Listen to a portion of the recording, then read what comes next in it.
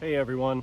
I'm gonna show you a few clips here from a night that I had scouting a couple nights ago to I think it's kind of just a cool example of how much these natural forbs, kind of woody browse, natural vegetation plays into a whitetail's diet.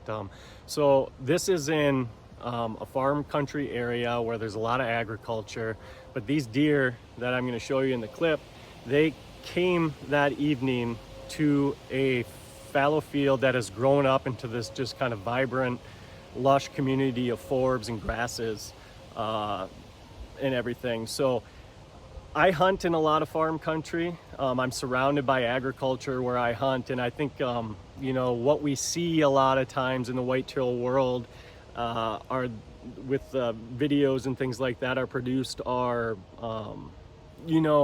stuff focused on agriculture and crops and soybeans and corn and things like that, which obviously aren't attracting to deer and everything like that during the hunting season.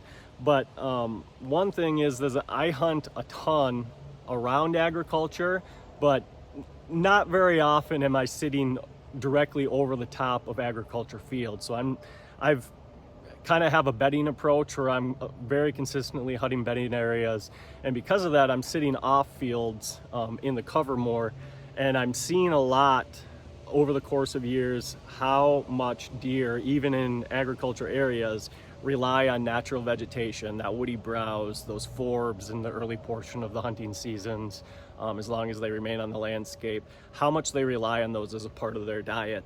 So these videos will kind of give you an idea how this was not a situation where they were coming there and kind of just casually feeding through as they went to a better food source. This was a situation where over the course of 45 minutes, I shot video, photos of a bachelor group of 7 bucks, ended up seeing about 12 deer total that ended up coming to that field, and we're treating it like a man-made food plot. So if you're looking for these areas that I've kind of seen this kind of show up a lot over the course of years, look for in timber areas where you have those open canopies that are going to allow the sunlight to hit the forest floor and grow up into kind of a vibrant plant community. Areas of water edges, field edges maybe, where the crops have been planted, and then you've got that buffer between that and timber. Those areas where that dirt has been worked but not planted in crop, it could be just like 4 feet potentially, but a lot of times those are going to explode in things like ragweed and other some different forbs that deer will feed on throughout late summer, early portions of the hunting season. What other areas? Transition zones. So a lot of times you're going to find this near bedding areas is what I'm seeing. So right where one plant type goes to another plant type, I call them soft edges within cover. So 2 years ago, I was hunting on a river system, and I was right on that edge, thought I was, trying to get as far close to the riverbank as I could get because they're bedding up against the river. And I'm watching deer slide in and out of, there was giant ragweed that probably went up to, it was up chest level on me probably. So on a deer, that's a lot of cover. Those deer were bedding in giant ragweed, and they were slipping in and out consistently 2 hours after daylight. Bucks, does. I saw about over 10 deer that morning doing this, slipping from the giant ragweed and bedding and slipping right onto that edge where there was younger forbs that were still palatable to them and everything, and they're feeding like crazy a couple hours after daylight in September on these forbs. So if you find these areas, you can start kind of busting that myth a little bit too. If you can find those transition areas where you have a good plant community that the deer find palatable, going from bedding cover where they've got that security, and then they can kind of just slip out and browse and everything throughout the course of a day, and then slip back into security cover. So last year, similar situation, middle of October on a morning hunt. It was, smack dab in that middle of the portion that a lot of people consider the October lull.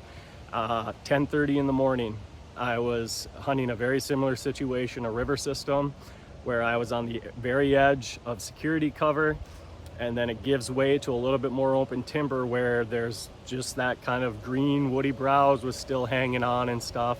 And I had a 10-pointer slipping right along that transition. Got super close. I missed out on him because he just got a little bit downwind of me. But you know, similar situation though. He was moving where he felt secure, but slipping out to browse on that natural vegetation. So you can find these areas, look in low ground areas where it's going to trap some moisture more. You'll a lot of times get vibrant plant communities. And then just look for areas of habitat diversity in general. This area where you're going to see these clips coming from, I just got up to a high point on public, and I was glassing down into an area where it was full of different habitat types coming together. You had water, you had cattails, you had grasses, you had forbs, you had brush, you had big timber, you know, all these different habitat types coming together. You find those areas of diversity where you've got a good mixture of habitats. That's an area where, you know, a lot of times deer are going to want to spend a lot of their time during the course of a day. So take a look at the clips here, and just a reminder that, you know, even in these areas of agriculture where you know, row crops can dominate, you're still going to have deer that are hitting this natural vegetation. That's going to be a huge part of their diet. And you know, I'll go back later in the year, see if they're still hitting this. Now, I don't know exactly if they'll be on this field in a month as we get closer to the archery opener here, but I'll go back, check it out, and then I've kind of scaled back and looked at the maps and everything, and I think I have a pretty good feel for where they're bedding and where they came from.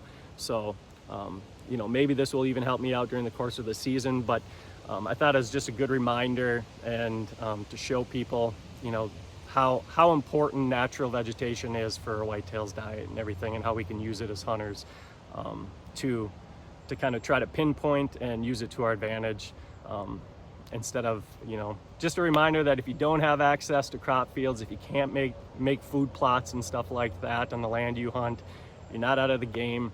You just may need to get out there, do some scouting, find these areas and everything, and you can have some awesome hunts. So